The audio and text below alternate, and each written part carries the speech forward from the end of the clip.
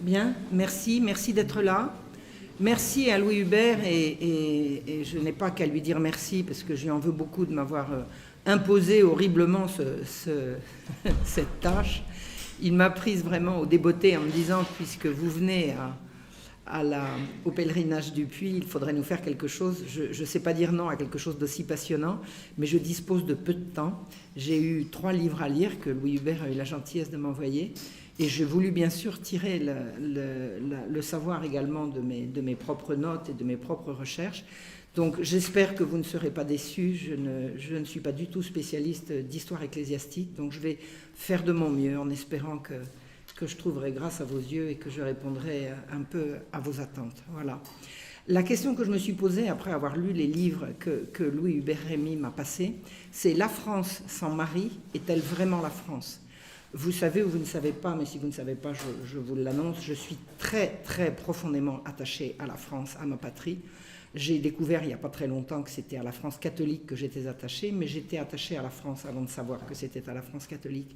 Et effectivement, en faisant ce travail pour essayer de comprendre ce qu'était la dévotion mariale dans le royaume de France, j'ai compris énormément de choses et j'en remercie Louis Hubert qui, après m'avoir gentiment, tout à fait gentiment imposé ce travail, m'a permis de me pencher sur un aspect de notre histoire sur lequel je ne m'étais jamais penché auparavant.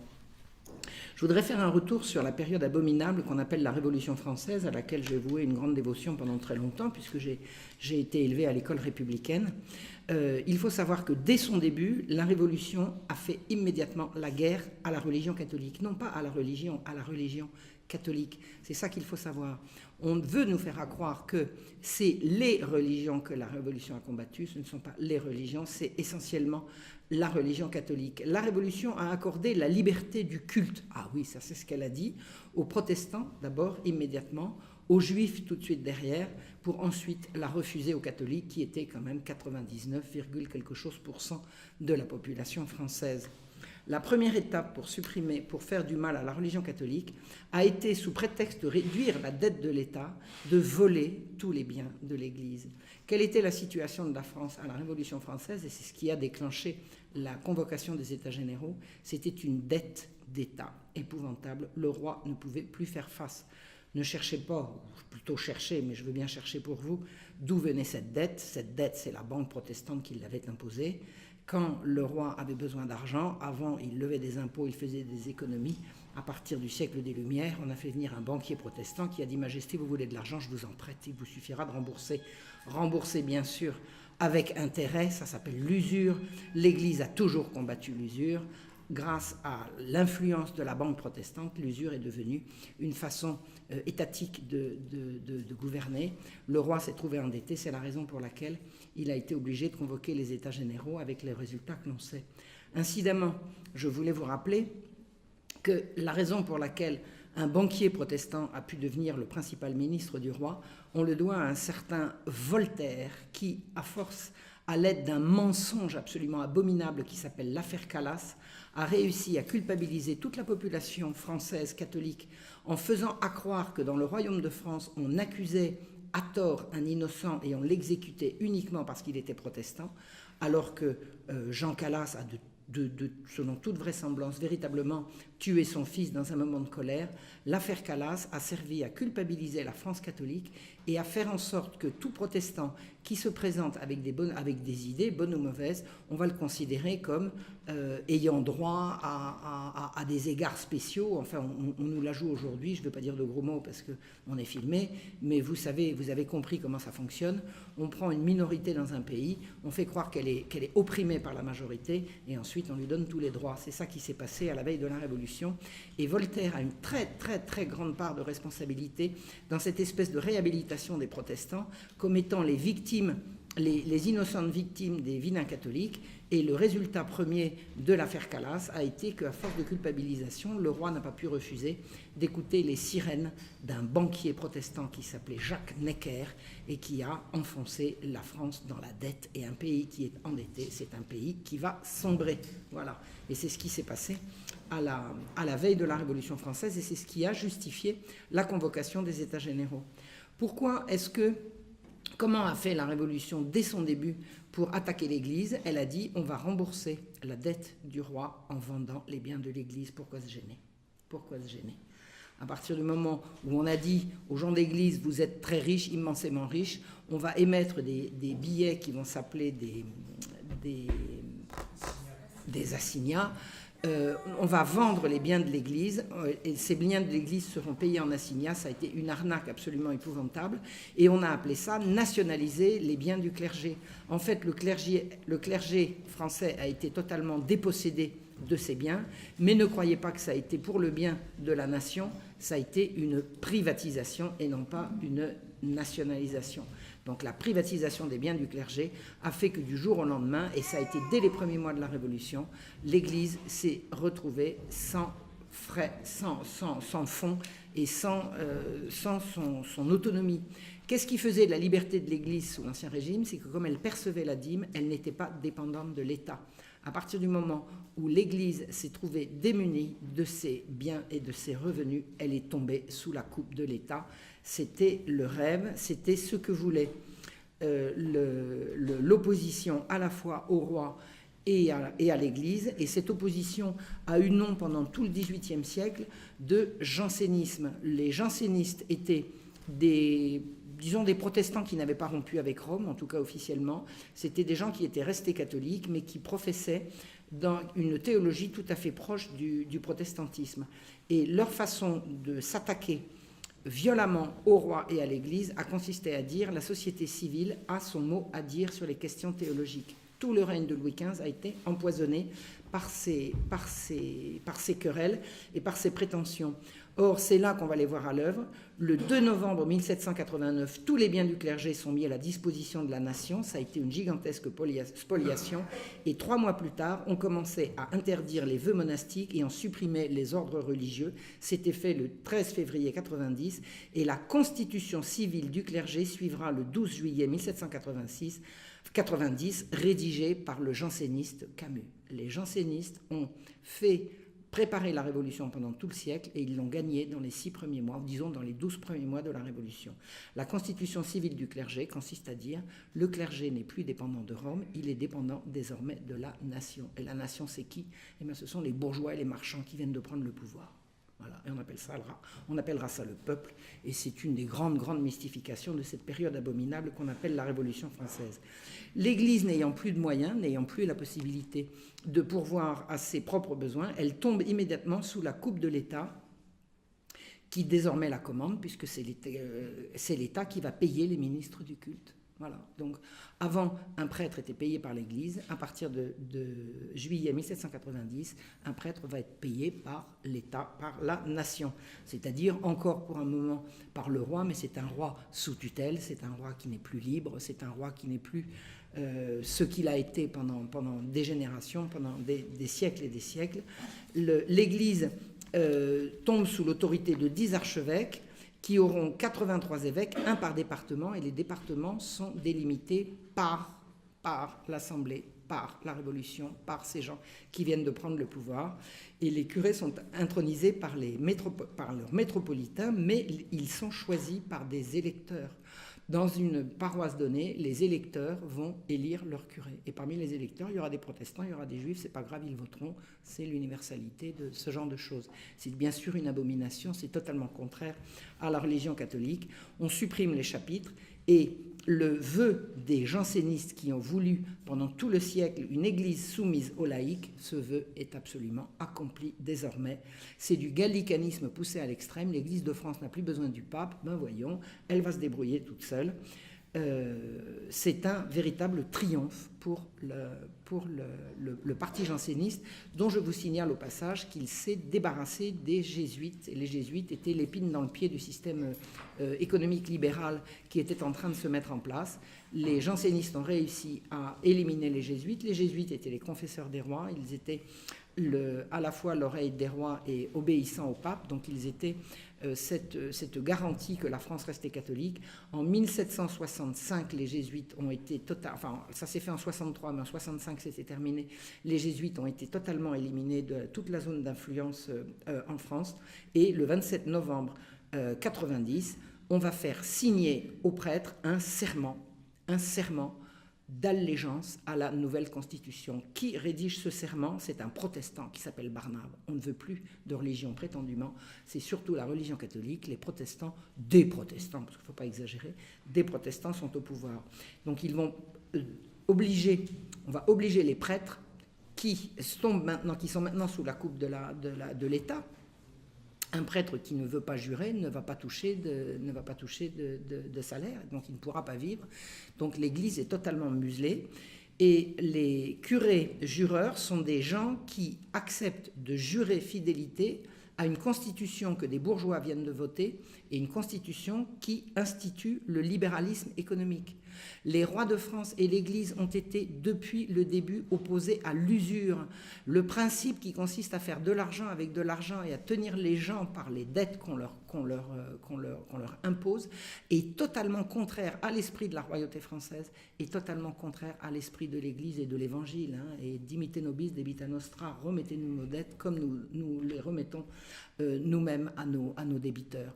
L'Église est totalement opposée au principe de l'usure. C'est le principe de l'usure qui va entrer qui va être constitutionnalisé dès les débuts de la Révolution, le libéralisme économique. Ce qui compte, c'est la parole entre l'acheteur et le vendeur. Plus aucune morale n'aura cours que la morale du libéralisme économique. C'est une morale de marchand. Des siècles et des siècles de catholicisme viennent d'être mis à bas. On va demander aux prêtres de jurer fidélité à cette constitution libérale, de libéralisme économique. Seuls 7 évêques jurent, les autres refusent de jurer. Dans certaines régions de France, beaucoup de prêtres vont jurer, mais une écrasante majorité ne va pas vouloir jurer parce que c'est contraire à leur conscience. C'est une affaire de conscience. Le 10 mars 1791, le pape Pie VI rejette la constitution civile du clergé comme étant contraire à tout ce qui fait le catholicisme. L'État n'a pas à se mêler des affaires de l'Église. Toute l'arnaque, tout le mensonge de la laïcité est là. La Révolution a lié l'Église à l'État alors que l'Ancien Régime les séparait. On appellera ça la laïcité, alors que c'est son contraire. La Révolution a voulu imposer sa religion répondant à ses intérêts qui étaient contraires à ceux du peuple. Le peuple ne voulait pas de libéralisme économique, le peuple voulait des lois, le peuple ne voulait pas des droits, il voulait des lois contraignantes, des lois qui interdisent qu'on s'enrichisse sur les pauvres, qui interdisent que le profit soit le critère valable pour une législation. Et la Révolution a renversé toutes ces valeurs chrétiennes, toutes ces valeurs catholiques qui avaient fait le royaume de France pendant des siècles et des siècles. La Révolution a remplacé les fêtes chrétiennes par des fêtes civiques, inventées par des républicains comme Condorcet ou un pasteur cévenol, Rabot de Saint-Étienne. Ce sont des protestants et des athées qui ont écrit les règles de la Révolution française. Et ce fameux Rabot Saint-Étienne qui a inventé le calendrier républicain, c'était le fils de Paul Rabot qui, dans l'affaire Calas, s'était distingué pour faire accroire que Calas était un innocent, alors que Calas était coupable. Toute cette façon toutes ces mesures qui ont été prises dès les débuts de la Révolution vont être la raison de la guerre civile. La France va se déchirer dans une guerre civile qui va durer pas loin de 10 ans. Ils feront un calendrier civil sur le modèle égyptien. Ils vont tout renverser. Les gens perdront à la fois leur repère dans le temps et dans l'espace. Tout ce qui était saint va devenir Saint-Germain va devenir Germain. La rue Saint-Chose ou Saint-Machin va devenir simplement Chose et Machin. Et en plus, le calendrier étant complètement changé, quand vous recevez une lettre, vous ne savez plus si vous êtes en mai, en juin ou en juillet. Ça va être des noms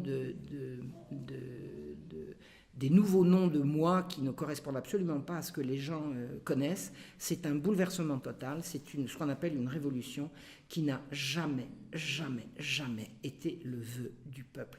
Alors incidemment, savez-vous à quoi était bon le calendrier républicain? Eh bien à faire travailler les ouvriers 3 jours de plus, sans être payés un sou de plus. Quand vous travaillez sous la semaine telle qu'instituée par la religion, vous travaillez 6 jours, vous arrêtez le 7e. Grâce aux républicains, vous travaillez 9 jours et vous arrêtez le 10e. Au bout du mois, ça vous fait un quart de travail en plus pour le même tarif. N'est-ce pas que c'est malin? Ça n'est jamais ce qu'ont voulu les catholiques, et certainement pas ce qu'a demandé le peuple français. Je vais faire un retour en arrière d'un siècle et demi plus tôt pour vous parler du vœu de Louis XIII. En 1629, le roi Louis XIII s'était consacré personnellement ici, à Notre-Dame-du-Puy. Le 11 décembre 1737, dans le secret de son cœur, il avait consacré à la Vierge à la fois sa personne et son royaume et demandé un héritier. Le roi n'arrivait pas à avoir d'héritier et il a fait un vœu. Et le 10 février 1638, la reine étant devenue enceinte, c'est-à-dire que le vœu de Louis XIII s'étant réalisé, il a prononcé les paroles suivantes. Nous avons déclaré et déclarons que prenant la très sainte et très glorieuse Vierge pour protectrice spéciale de notre royaume, nous lui consacrons particulièrement notre personne, notre état, notre couronne et nos sujets, la suppliant de nous vouloir inspirer une sainte conduite et défendre avec tant de soin ce royaume contre l'effort de tous ses ennemis, que soit qu'il souffre le fléau de la guerre ou jouisse de la douceur de la paix, que nous demandons à Dieu de tout notre cœur, il ne sorte point des voies de la grâce qui conduisent à celle de la gloire. Voilà ce qu'un roi très chrétien fait comme vœu. Que le jour de l'Assomption, il soit fait une procession à laquelle assisteront toutes les compagnies souveraines. Les compagnies souveraines, ce sont tous les officiers de l'État, c'est-à-dire tous les corps d'officiers qui reçoivent du roi un office de juge ou d'autres choses. Et le corps de la ville avec pareille cérémonie que celle qui s'observe aux processions générales plus solennelles. Ce que nous voulons aussi être fait en toutes les églises, tant paroissiales que celles des monastères de la dite ville et faubourg, et en toutes les villes, bourgs et villages du dit diocèse de Paris. Exhortons pareillement tous les archevêques et évêques de notre royaume, et néanmoins leur enjoignons de faire célébrer la même solennité en leurs églises épiscopales et autres églises de leur diocèse, et d'admonester tous nos peuples d'avoir une dévotion toute particulière à la Vierge, d'implorer en ce jour sa protection, afin que sous une si puissante patronne, notre royaume soit à couvert de toutes les entreprises de ses ennemis, qu'il jouisse longuement d'une bonne paix. Voilà le vœu de Louis XIII. Ce vœu du royaume apparaît comme l'achèvement et le couronnement des vœux des personnes, des familles et des communautés d'habitants qui se dévouent à la Vierge depuis le début du christianisme en France. Eh bien, figurez-vous que le 10 août 1792, au matin, 10 août 1792, après une nuit de carnage, d'une sauvagerie qui offense l'humanité. Qu'est-ce qui s'est passé le 10 août 1792 ? Le soi-disant peuple de Paris, en fait, des bandes stipendiées par le franc-maçon Philippe d'Orléans et ses troupes, des bandes stipendiées de gens qui d'ailleurs étaient plus ou moins affamés par déjà 3 années de révolution qui, par le libéralisme, avaient rendu le prix des subsistances prohibitif. Après une nuit de carnage, la royauté a été renversée. La foule a pris les Tuileries. Le roi et sa famille se sont réfugiés à l'Assemblée nationale. Un repère de brigands qui a laissé tout faire et qui a refusé même l'Assemblée nationale ne respectait même pas la Constitution qu'elle avait votée. C'était le roi qui était obligé, puisqu'il avait fait le serment de la faire respecter, de rappeler régulièrement à l'Assemblée nationale quelles étaient les lois qu'ils avaient eux-mêmes et les règles qu'ils avaient eux-mêmes édictées. Cette Assemblée nationale absolument odieuse et lâche a laissé prendre d'assaut les Tuileries par des hordes de sauvages qui ont fait des atrocités que je ne vous nommerai pas, parce que je ne veux pas me salir la bouche et que je ne veux pas non plus choquer les gens qui, comme moi, sont horrifiés de ces sauvageries. Le 10 août au matin, l'Assemblée nationale vient de renverser la royauté. Elle a pris prétendument le roi et sa famille en sa protection. En fait, elle va les mettre en prison. Et le 10 août au matin, l'assaut a eu lieu dans la nuit. Le 10 août au matin, parmi les premières mesures prises par ces sauvages, il y a la suivante. Je cite, le sieur Roland, grenadier du bataillon des Minimes, écrit à l'Assemblée pour lui demander la suppression de la procession ordonnée par le vœu de Louis XIII. L'Assemblée nationale décrète que l'édit de Louis XIII qui ordonne la procession du 15 août est révoqué. Une des premières mesures de la future République est d'abolir le vœu de Louis XIII, le vœu pris ici, au Puy-en-Velay. Ils ont fait ça sur la demande d'un citoyen. On appellera ça la volonté du peuple. la France sombre dans la guerre civile. Ce qui va donner la République, parce que la République n'est pas née le 10 août, mais le 21 septembre suivant, mais à partir du moment où le roi est renversé, c'est la République en marche. Ce qui va donner la République va tenter d'annihiler, de détruire et d'effacer toute la dévotion de la France à la Vierge Marie. Existe-t-il une France non catholique? C'est à se poser la question. Et existe une France catholique qui ne voue pas un culte à Marie? Je pense que vous connaissez la réponse. La France qu'on veut détruire à ce moment-là, la France qu'on a tenté de détruire, je pense que la France n'est pas morte et nous sommes là pour attester que c'est le cas. La France qu'on a détruite est catholique, qu'on essaye de détruire, est catholique et mariale. La France s'est considérée de tout temps comme protectrice du catholicisme et la Vierge Marie a de tout temps été considérée comme la protectrice de la France.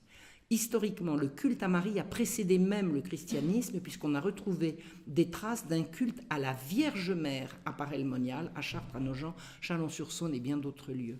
C'est-à-dire qu'avant même la révélation évangélique, il existait en Gaule un culte à la Vierge Mère et non pas à la Mère toute-puissante. La Vierge Mère, c'est quelque chose de très précis. À Chartres en particulier, des druides rendaient un culte à une Vierge Mère dans une grotte, la grotte ayant servi, dit-on, alors je n'ai pas vérifié, mais je pense que les sources sont fiables, c'est à partir de ce sanctuaire qu'a été construit la cathédrale de Chartres. À Marseille, par exemple, le culte à Marie est celui qu'on voue à la Bonne Mère depuis les débuts du christianisme. Partout où le christianisme s'installe un culte à Marie, un culte à la Vierge Mère. Au IIIe siècle, le premier évêque de Paris, qui s'appelait à l'époque Lutèce, le fameux Saint-Denis, s'est prosterné devant la Vierge avant d'aller évangéliser la Gaule, comme le lui avait demandé le pape. Évangéliser la Gaule, c'est commencer par vouer un culte à Marie, Mère de Jésus. Il a fait construire un oratoire sur ce qui est devenu plus tard Notre-Dame-des-Champs. L'évangélisation de la Gaule commence par un culte à Marie. L'expansion et l'enracinement du christianisme se font par le culte marial. Clovis, le grand Clovis, a été baptisé par Saint Rémy le 25 décembre 400, qu'est-ce que je raconte, c'est l'habitude. Il fut le premier roi, il a proclamé Marie, reine de France. Je suis le roi de France et Marie est la reine de France. Quand au Xe siècle, faisons un bond de quelques siècles, une horde de Hongrois assiège Cambrai, les prières pour la sauvegarde de la ville se font à Notre-Dame de la Grâce. Quand une ville est en danger, elle prie la Vierge Marie. Et quand Louis XIV, 700 ans plus tard, fera le siège de la même ville, il défendra qu'on pointe les canons sur cette fameuse église et il viendra y faire ses dévotions après la victoire. Qu'est-ce que le royaume de France? Le royaume de France est le royaume de Marie. Regnum Galliae, regnum Mariae. C'est ainsi qu'a dit le pape Urbain II au XIe siècle. Comment rend-on en France un culte à Marie? Dans l'ancienne France, chaque corporation de métier, chaque moment de la vie, chaque souci, chaque préoccupation sont placés sous la protection d'un saint. Alors les corporations, ce sont les organisations de métier. Tout ce qu'il y a de beau en France a été fait par des ouvriers incorporés. Et les ouvriers incorporés étaient des gens qui vouaient un culte à un saint protecteur. Et tous les métiers, et vous allez voir également tous les moments de la vie, ont un saint protecteur. Les orfèvres ont saint Éloi, les cordonniers ont saint Crépin, les jardiniers saint Fiacre, les pestiférés. Vous avez la peste, c'est pas un métier, ça c'est une calamité, mais il y a un saint spécialiste de ça, c'est saint Roch. Les filles célibataires qui cherchent un mari, prient sainte Catherine. Les écoliers ont saint Nicolas. Ceux qui ont égaré quelque chose ont saint Antoine de Padoue. Donc la dévotion ordinaire consiste à appeler un intercesseur. Mais ces intercesseurs ont une patronne, c'est la Sainte Vierge. Toute prière aboutit à la Vierge Marie. Elle est la patronne de la France et des Français. C'est elle qui intercède auprès de Dieu. Le culte marial des petites gens est extrêmement fervent et émouvant. On demande à la Vierge, par exemple, de permettre, quand on a un bébé mort sans sacrement, sans baptême, de le ressusciter le temps qu'il soit baptisé. Le culte marial est ici l'expression de l'amour parental. La protection du tout petit se fait par une prière à la Vierge Marie. On a quantité d'exemples, on peut en tirer un ou deux. En 1634, des parents bateliers à Gien sur la Loire demandent la guérison de leur fille qui est atteinte d'une maladie incurable. Ils la demandent à la Vierge Marie et ils l'obtiennent. Donc ils remercient Dieu, mais ils avaient prié la Vierge. C'est une époque, l'ancien temps, où on croit aux miracles, et on en reconnaît même plus que l'Église elle-même, qui est extrêmement méfiante avec les miracles, contrairement à ce que feront accroire tous les libres penseurs et les francs-maçons divers. L'Église est beaucoup plus réticente à reconnaître les miracles que les fidèles eux-mêmes, mais un miracle est un fait reconnu qui a les caractéristiques du fait, c'est-à-dire on sait que tel jour, à telle date, à telle adresse, telle personne, avec telle et telle précision, a bénéficié d'une guérison miraculeuse. L'Église a chassé les faux miracles et en a récusé beaucoup, et des gens se sont élevés en disant « Nous devons nous défier de notre ignorance et ne prendre pas pour miracle les effets rares et extraordinaires, dit un religieux au cours d'un pèlerinage. » Donc on se méfie beaucoup, les clercs se méfient beaucoup des miracles qui sont reconnus quand ils sont reconnus comme tels, mais la population vit dans une dévotion qui croit beaucoup aux miracles et qui le demande incessamment, en permanence, à la Sainte Vierge. Le vœu et la consécration à la Vierge sont un témoignage de la confiance envers Marie. Vœu et consécration sont une seule et même chose. Si je fais un vœu pour obtenir quelque chose de la Vierge, je me consacre à elle. Et c'est une seule et même procédure. Un malade, par exemple, qui fait un vœu ne se contente pas de solliciter la guérison et de promettre un pèlerinage. Il se consacre à la Vierge, il se voue. Et ces consécrations sont légion, surtout le royaume de France. Les textes conservés le disent, un tel s'est voué à la Sainte Vierge, un tel se voue à la Sainte Vierge, un tel a décidé de se vouer à la Sainte Vierge. Les vœux ne comportent pas forcément une demande ou une promesse. Certains se vouent à Marie, la choisissent pour dame et maîtresse, se retirent sous sa protection et sauvegarde et se constituent son esclave perpétuel. Des villes se vouent pour être protégées de la guerre ou de la peste. Riom, Montmorillon, Bourges, Poitiers, Saint-Aignan, etc. On se voue collectivement ou individuellement à la Sainte Vierge. Lyon, en 1618, s'est voué à la Sainte Vierge, collectivement. Ce qui apparaît, c'est que rapidement, la haine du catholicisme, c'est la haine de Marie, comme si l'un était inséparable de l'autre. Le 17 mai 1562, en pleine guerre de religion, Toulouse, la catholique, chasse les protestants. C'est ce qui va donner lieu à une série de mensonges de l'abominable Voltaire qui racontera que les catholiques se sont amusés à pourchasser les protestants pour faire des réjouissances de leur massacre. Écoutez ce que dit un contemporain de la libération de Toulouse des protestants. Il dit « La ville fut délivrée des hérétiques et de l'hérésie qui détruisaient avec une fureur vraiment infernale tous les monuments que la piété de nos pères avait élevés à la gloire de Dieu, de la Sainte Vierge et des saints, dont les reliques sont conservées avec vénération à Saint-Cernin. » C'est-à-dire que ce que les protestants qui détestaient le culte à la Vierge Marie ont représenté pour les catholiques, pour les gens humbles de l'ancien temps, c'était une horreur de la dévotion aux saints et une horreur de la dévotion à la Sainte Vierge. Et la haine des catholiques pour les protestants était faite de la haine également des protestants pour ce culte marial. Et le peuple s'est très violemment révolté contre les destructions de statues et les destructions d'images pieuses dont certains protestants, bien évidemment, je n'accuse pas tout le monde, se sont rendus coupables pendant les guerres de religion.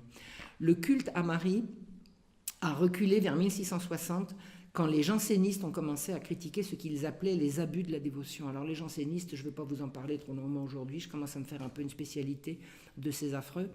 Disons que les jansénistes étaient une forme de protestantisme, je vous l'ai dit tout à l'heure, et ils ont commencé à attaquer également le culte à la Vierge en disant que en faisant paraître, par exemple, en 1644, un livre qui s'appelait « Les avis salutaires de la Vierge Marie à ses dévots indiscrets ». Ce qu'on appelait les dévots indiscrets, c'était ceux qu'elle accusait d'être des mariolâtres, de faire des prières trop fréquentes. Et la grande spécialité des jansénistes a été de dire que les dévots, les mauvais chrétiens, priaient trop la Vierge, faisaient trop souvent la communion, faisaient trop souvent leur dévotion, et ils voulaient une espèce de distance avec ce qui faisait la dévotion ordinaire des gens simples. Et le jansénisme est avancé comme ça pendant tout le XVIIe siècle. Et les chrétiens étaient mis en garde par les jansénistes contre le culte marial. Et un curé janséniste qui s'appelait Thiers disait « Je ne ferai pas de difficulté d'avertir ici tous les dévots de la Vierge de ne pas se laisser trop aller. » Dès qu'on attaque les catholiques, on attaque le culte marial. On veut s'en prendre aux catholiques, on s'en prend à la Sainte Vierge. Le culte, bien sûr, s'en ressent. Dans les milieux les plus élevés, on est touché par la propagande janséniste. Le milieu de prédilection des jansénistes, c'est la noblesse de robe, c'est-à-dire les juges, les parlements, tous ces gens qui sont à l'époque extrêmement puissants, immensément riches, qui tiennent le haut du pavé, qui vont tenir la dragée haute au roi et au pape au siècle suivant, mais qui, sous le siècle de Louis XIV, vont se faire rappeler vertement à l'ordre. Mais toujours est-il que dans le milieu parlementaire, dans le milieu des juges, dans les milieux très cultivés, il est de bon ton de ne pas vouer un culte à la Vierge parce que c'est trop populaire, c'est trop petites gens, c'est méprisable. C'est méprisable. Et le culte à la Vierge va reculer dans un certain milieu. Il va rester populaire et il va rester également l'affaire du roi. Le roi Louis XIV disait « Je serais très fâché de manquer un seul jour à la dévotion au chapelet. » Le roi continue de vouer sincèrement et avec ferveur le culte à la Vierge, mais il est le seul à la cour. Les gens ne suivent plus. L'influence des protestants convertis a également fait beaucoup de mal au culte à la Vierge. Et il faut savoir que les protestants convertis sont ceux qui n'ont pas fui au moment de la révocation de l'édit de Nantes. Et ces protestants convertis, les catholiques sont allés les chercher pour les ramener dans le droit chemin. Et pour ne pas les choquer, comme les catholiques savaient que les protestants étaient très réticents au culte à la Vierge, ils ont évité de leur parler de la Sainte Vierge. Et de plus en plus, pour faire plaisir aux protestants qu'on voulait ramener dans le giron, eh bien, des gens de bien ont cru bon de faire reculer la dévotion à Marie, ce qui a créé un fossé grandissant entre les élites et la population qui, elle, est restée tout à fait attachée à son culte. Et figurez-vous que Fénelon rapporte qu'à La Rochelle, en 1686, ni les curés dans leurs prônes, ni les missionnaires dans leurs conférences, ni dans leurs prières ne disaient l'Ave Maria. On vainc les protestants et on n'ose pas prier la Vierge. Ça veut dire que le ver est vraiment rentré dans le fruit. Le culte a reculé, tellement après 1660 que les fondations de confréries du Rosaire sont devenues rares. Ne vous inquiétez pas, le culte a repris au XVIIIe siècle et il a repris avec les pèlerinages, les anciens et les nouveaux. Le jubilé du Puy a été un des moments les plus forts de la dévotion mariale, et y compris au XVIIIe siècle. Donc le jubilé, alors je vais le redire ici parce que je sais que c'est filmé et que nous ne nous adressons pas forcément à des gens qui savent tout ça. Le jubilé est une indulgence plénière, c'est-à-dire la rémission de la peine qui reste à subir au pécheur après que son péché a été pardonné et que la peine éternelle a été remise. Alors je parle sous l'autorité de Monseigneur, si j'ai dit une bêtise, je le reconnaîtrai humblement, ça n'a pas l'air d'être le cas.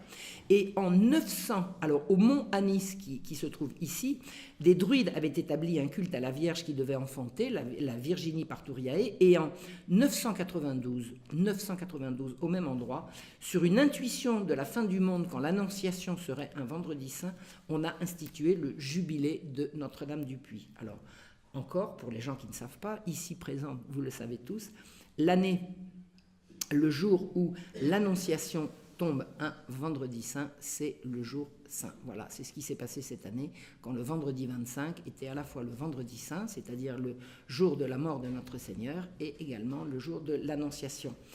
Ce jubilé a toujours attiré de grandes foules, au point de tellement grandes foules. Alors, il faut comprendre les rues, comme nous sommes ici au Puy, nous voyons que ces rues étaient très étroites. Essayons d'imaginer des centaines et des milliers de gens qui montent et qui montent et qui montent. Ces gens se pressaient les uns sur les autres et il y avait des morts, c'est-à-dire que la foule était tellement fervente, était tellement nombreuse qu'il y avait des morts. Et on a été obligé de demander au pape d'allonger le jubilé parce que le même jour, tout le monde n'arrivait pas à faire son pèlerinage. Donc, on a prolongé une première fois le jubilé jusqu'au mardi de Pâques. Il y a eu de nouveau le même problème, une nouvelle presse mortelle. Donc, on a de nouveau prolongé, et on a prolongé, jusqu'à ce que la ville du Puy puisse recevoir sans dommage tous les gens venant en dévotion de toute la France. Le roi Charles VII a fait lui-même plusieurs pèlerinages, et en 1429, donc nous ici ce soir présents, nous avons une pensée particulière, fut l'année du 12e jubilé du Puy et la 3e du siècle. Jeanne d'Arc y a envoyé sa maman pour recommander à Notre-Dame le succès de sa mission. Voilà. Et ensuite, elle a délivré Orléans. Donc, le jubilé de Alors, excusez-moi, je n'ai pas retenu le nom de la maman de Jeanne d'Arc. Isabelle Romé. Isabelle Romé. Isabelle Romé est venue au Puy en 1429 pour le 3e jubilé du siècle et le 12e jubilé de la ville et du lieu. Un mois plus tard, donc, elle a délivré Orléans. Les jubilés, alors je ne peux pas vous faire, ça n'a aucun intérêt que je vous raconte l'intégralité des jubilés, parce qu'il y en a eu tellement.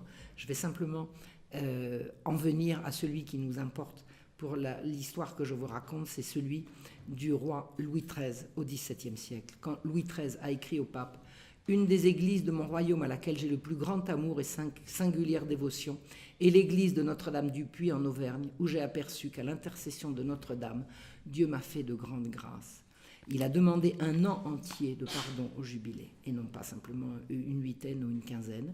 La foule qui se rassemble au puits est telle qu'il faut empêcher les avares de s'enrichir en haussant les prix des subsistances. Le jubilé est devenu un rassemblement de foule. Les autorités, alors vous imaginez des gens qui voient arriver dans leur ville des milliers et des milliers de pèlerins, en profitent pour vendre de l'eau très chère, pour hausser le prix du pain, pour faire des filouteries. Les autorités ont été obligées de fixer une taxe sur le pain qu'ils affichaient dans la ville avec l'avertissement: quiconque vendra du pain plus cher que le prix fixé, le prix taxé, c'est ce qu'on appelle la taxation, sera puni des galères s'il l'outrepasse. Voilà comment, dans l'ancien temps, avant l'arrivée des marchands au pouvoir, on faisait avec les jours de grande presse et les jours de grande foule dans les lieux publics. Au jubilé de 1712, on a distribué 10 000 communions et on a confessé 15 000 personnes. C'est énorme. Les confesseurs étaient 27, ils confessaient de 4h30 du matin jusqu'à 17h30 sans discontinuer. Des mesures de police ont été prises pour l'approvisionnement, pour la voirie, pour la sécurité. Le 1712, c'est la fin du règne de Louis XIV, nous sommes déjà au XVIIIe siècle. Nous sommes à un saut de puce de la Révolution. La dévotion à Marie continue. Il vient des pèlerins de toute la France, du fin fond de la Flandre, de l'Espagne, de l'Allemagne, d'Italie et de partout. La dévotion, ici, au Puy, est absolument fervente. Les gens se déplacent en foule. Les gens marchent pieds nus. On est obligé de canaliser la foule pour empêcher la presse mortelle. On y arrive. Au fur et à mesure que le temps avance, il y a toujours autant de gens, si ce n'est beaucoup plus, et on a réussi à éviter les presses mortelles qui attristaient tellement les premiers pèlerinages. Figurez-vous qu'en 1785, 4 ans avant la catastrophe, il y a eu ici 90 000 pèlerins. Vous imaginez, 90 000 pèlerins. Ce sera le dernier pèlerinage avant l'horreur. 4 ans avant la Révolution, encore 90 000 personnes se pressent pour ici exprimer leur dévotion à la Vierge Marie.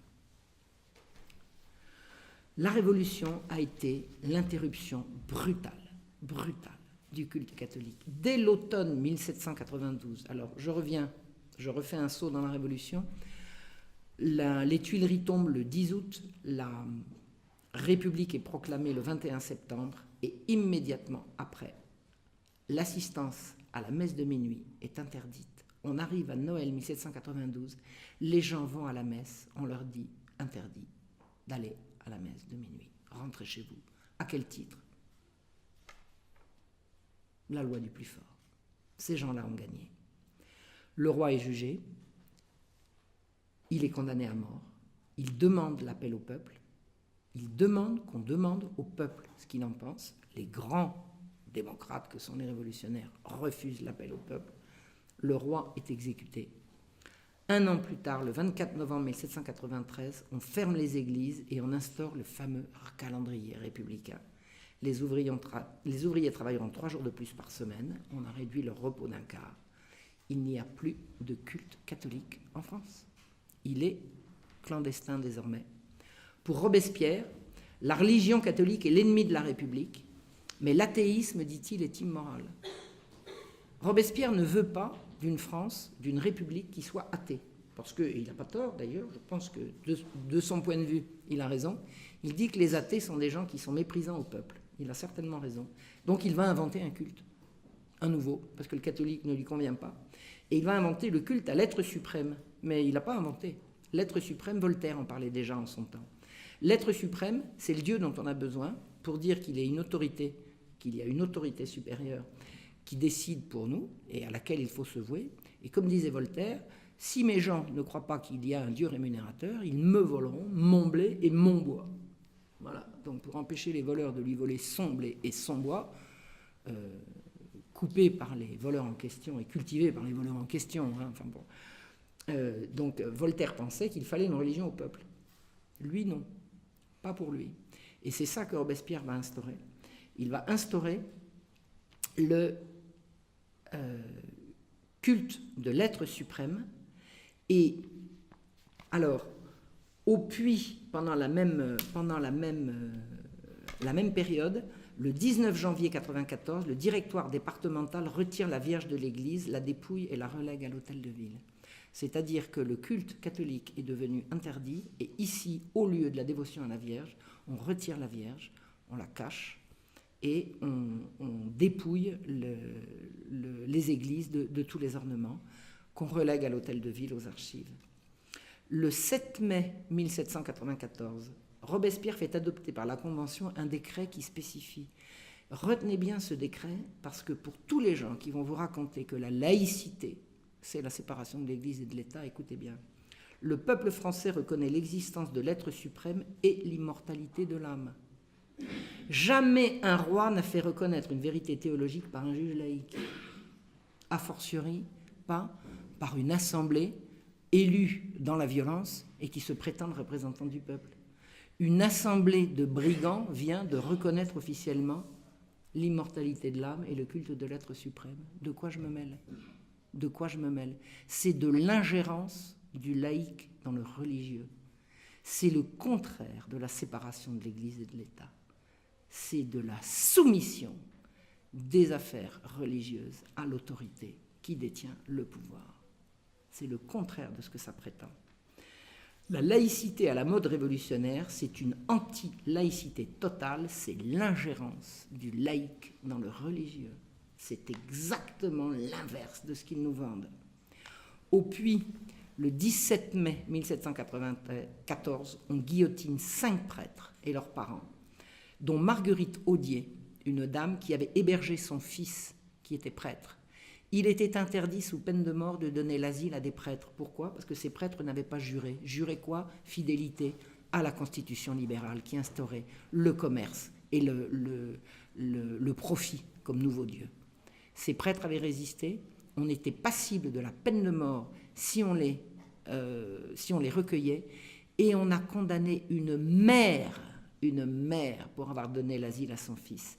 Et avant de monter à la guillotine, elle a dit « Une chienne peut nourrir ses petits, et vous faites mourir une mère pour avoir reçu son enfant, vous êtes des tigres. » Le 8 juin 1794, c'était la Pentecôte. À Paris, on célébrait le culte de l'être suprême, qui ne peut plus s'appeler Dieu, il n'a plus le droit. Au puits, ici, on a allumé un grand bûcher où on a brûlé les bustes des évêques tirés des églises, les tableaux pieux, les vêtements liturgiques, les bannières des corporations. Vous savez ce que c'est que les bannières des corporations ? Toutes les corporations, c'est-à-dire tous les métiers, avaient des bannières érigées, enfin fabriquées des bannières et des comment je pourrais dire, des objets de culte voués à leur saint protecteur, et tout a été brûlé parce que les corporations ont été interdites. Et les corporations de métiers, c'était des organisations de métiers qui mettaient les ouvriers à l'abri de la rapacité de leurs employeurs. C'est-à-dire que patrons et employés, dans l'Ancien Régime, faisaient partie des mêmes corporations. À partir du moment où on a supprimé les corporations, on a interdit les corporations qui étaient très très pieuses, très très pieuses. Quand on a interdit les corporations, on a prolétarisé d'un seul coup, tout le monde ouvrier. Et la misère ouvrière date de ce moment-là. Toute la misère ouvrière qu'on verra faire ses ravages absolument abominables pendant tout le 19e siècle, c'est à la Révolution que ça a commencé, quand on a interdit les corporations. Donc les ouvriers sont devenus les prolétaires, on a appelé ça le progrès, et leurs bannières au puits ont été brûlées en même temps que les objets liturgiques ce 8 juin 1794. À 6 heures du soir, on est allé chercher la Vierge la Vierge Noire, l'objet de dévotion qui était aux archives, c'est-à-dire à l'hôtel de ville. On l'a chargé sur un tombereau des boueurs, un jacobin ivre qui la brandissait à bout de bras en mimant des gestes obscènes à travers toute la ville. On l'a portée à la mairie où on s'est amusé, quelqu'un s'est amusé à lui couper le nez d'un coup de sabre. Un apothicaire est venu, il a tenté de la sauver en disant qu'il faudrait la mettre dans un musée, qu'elle faisait partie du patrimoine, mais non. La haine anticatholique était la plus forte. Un inconnu a empoigné la statue et est parti la jeter dans le brasier. Le responsable de ce crime s'appelait Louis Guyardin. Il était envoyé en mission par la Convention. La Convention, c'est cette assemblée de voleurs, de rapaces et d'assassins qui siégeaient à Paris.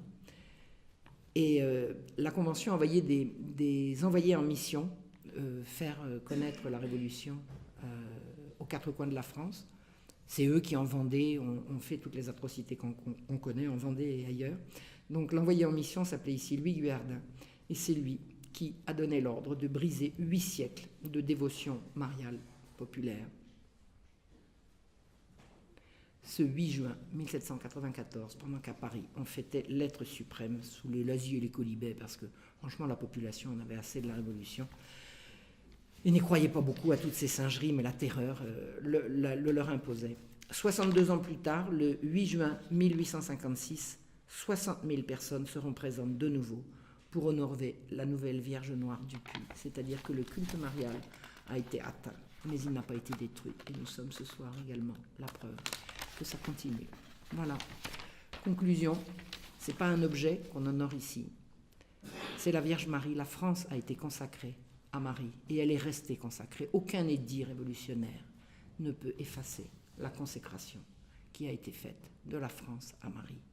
C'est toute la dévotion mariale populaire, donc catholique, qu'on continue de célébrer ici, quand on aime Dieu, quand on aime la France, quand on est en France et qu'on aime Dieu, on célèbre la Vierge Marie. Et je vous remercie de me l'avoir fait découvrir.